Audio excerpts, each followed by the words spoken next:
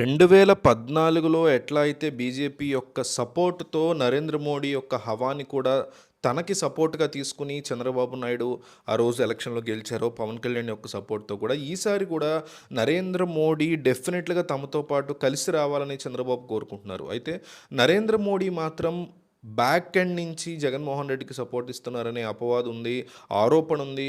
2019 ఎలక్షన్‌లో నరేంద్ర మోడీ జగన్మోహన్ రెడ్డికే సపోర్ట్ ఇచ్చారని. ఎందుకంటే అప్పట్లో చంద్రబాబు నాయుడు మోడీ మీద తిరగబడబట్టి వారిద్దరి మధ్య సరైనటువంటి పరిస్థితి లేక, అట్లాగే కేంద్రంలో చక్రం తిప్పుతానని, మోడీని దించుతానని చంద్రబాబు ఒక ఫూలిష్ స్ట్రాటజీతో వెళ్ళి బొక్కబోర్ల పడ్డం, ఇవన్నీ కూడా నరేంద్ర మోడీని, జగన్‌ని ఒకళ్ళకి దగ్గర చేసాయనే మాట వినిపిస్తుంది. ఇన్ని సంవత్సరాల తన రాజకీయ జీవితంలో జగన్మోహన్ రెడ్డి ఏ రోజు కూడా పొరపాటున కూడా తాను నరేంద్ర మోడీని ఒక్క మాట కూడా అనలేదు. ఒక రాజకీయ నాయకుడు చాలా తెలివిగా బ్యాక్ ఎండ్‌లో చాప కింద నీరులాగా ప్రజలతో కలుపుకొని, నాయకులతో కలుపుకొని వెళ్తూ ఉంటాడు. దానికి జగన్మోహన్ రెడ్డి ప్రత్యక్ష ఉదాహరణ. కేంద్రంతో ఎట్టి పరిస్థితుల్లో గొడవ పెట్టుకోకూడదనే కాన్సెప్ట్‌లో ఆయన ఉంటారు.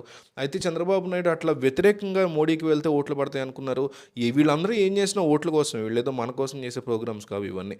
మోడీతో జాగ్రత్తగా వెళ్తే తన సీట్లు, తన కేసుల విషయంలో జాగ్రత్తగా పాజిటివ్ ఇష్యూస్ వస్తాయి సీబీఐ నుంచి అని జగన్ వెళ్తుంటే, చంద్రబాబు నాయుడు ఆయనకి మోడీకి వ్యతిరేకంగా వెళ్ళేది కూడా మన మీద ప్రేమ కాదు, అట్లా వెళ్తేనే మోడీ దిగిపోతున్నాడు అనే సంకేతాలు వచ్చాయి కాబట్టి కాంగ్రెస్ వైపు వెళుతూ అట్లా మోడీ మీద అగెనిస్ట్గా పడితే, మోడీ మీద ఏపీ జనాల కోపం ఉంది కాబట్టి అవన్నీ ఓట్లుగా కన్వర్ట్ అవుతాయి, పోరాటం చేస్తున్నాడు చంద్రబాబు అని డిస్ప్లే అవుతుంది అని పోర్ట్రే అవుతుందనే ఉద్దేశంతో ఆయన అట్లా చేశారు.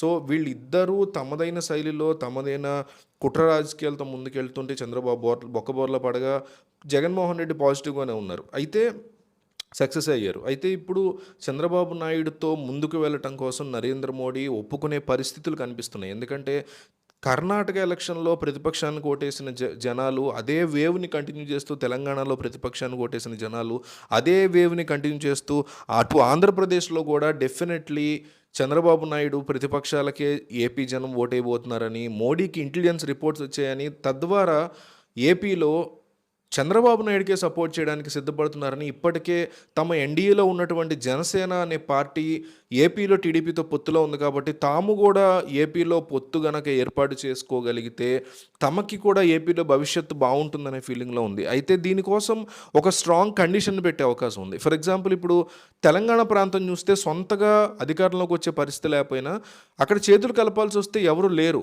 బీఆర్ఎస్ ఒక్కటే ఉంది. మొన్నటి వరకు అయితే బీఆర్ఎస్తో కలపలేరు. ఇప్పుడు కాంగ్రెస్ వర్సెస్ బీఆర్ఎస్ అయింది కాబట్టి బీఆర్ఎస్ కేంద్రంలో గనక వెనకడుగు వేస్తే ఖచ్చితంగా బీఆర్ఎస్, బీజేపీ రానున్న 2025 ఆ టైంలో జరిగే ఎలక్షన్లో వాళ్ళిద్దరు, 2029, 30లో జరిగే ఎలక్షన్లో వాళ్ళిద్దరూ 28లో జరుగుతుంది సారీ. సో ఆ టైంలో వీళ్ళు చేతులు కలిపినా మీరు ఆశ్చర్యపోక్కల. బీఆర్ఎస్, బీజేపీ తెలంగాణలో చేతులు కలిపి రానున్న ఎలక్షన్లో అలయన్స్గా పోటీ చేసినా, లేదా గెలిచిన తర్వాత చేతులు కలిపి కాంగ్రెస్ మీద గెలుపు సాధించినా మీరు ఆశ్చర్యపోక్కల. బీజేపీ, కాంగ్రెస్ కలవ్వు కానీ మిగతా అందరితో కలుస్తారు. కాంగ్రెస్, బీఆర్ఎస్ కలిసిన ఆశ్చర్యపోక్కల్లా ఇట్లా అన్ని కాంబినేషన్స్ కుదురుతాయి.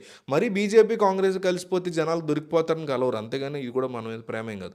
సో ఈ కాన్సెప్ట్ అక్కడ వర్కౌట్ అవుతుంది తెలంగాణ ప్రాంతంలో. అటు ఆంధ్రప్రదేశ్కి వచ్చేసరికి ఈ కాన్సెప్ట్ అక్కడ వర్కౌట్ అయ్యే పరిస్థితి చాలా తక్కువ. ఎందుకంటే బీజేపీకి చాలా అట్టడుగు స్థాయిలో పోటీ చేసేటువంటి ప్రాంతాలు ఉన్నాయి, సరైన నాయకులు లేరు. సో ఇట్లాంటి సిచ్యువేషన్లో టీడీపీకి గట్టి కండిషన్లు పెట్టి రానున్న ఎంపీ ఎలక్షన్తో పాటు ఏపీ ఎమ్మెల్యే ఎలక్షన్ జరగబోతుంది కాబట్టి ఏపీలో ఇప్పటికీ ఇంటెలిజెన్స్ వైసీపీకి అగెనిస్ట్గా జనం ఉన్నారని, టీడీపీకి సపోర్ట్గా ఉన్నారని ఒక రిపోర్ట్ మోడీకి వచ్చింది కాబట్టి, ఇది మనకు వచ్చింది కాదు.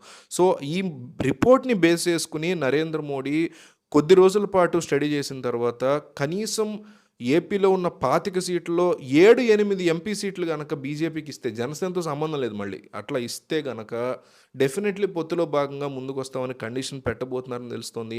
ఈ కండిషన్కి చంద్రబాబు కనుక ఓకే చేస్తే డెఫినెట్లీ పొత్తు ఉండబోతుంది బీజేపీ, జనసేన, టీడీపీ మధ్య. అట్లాంటిది కనుక చంద్రబాబు ఒప్పుకుంటారా లేదా అనేది తెలీదు.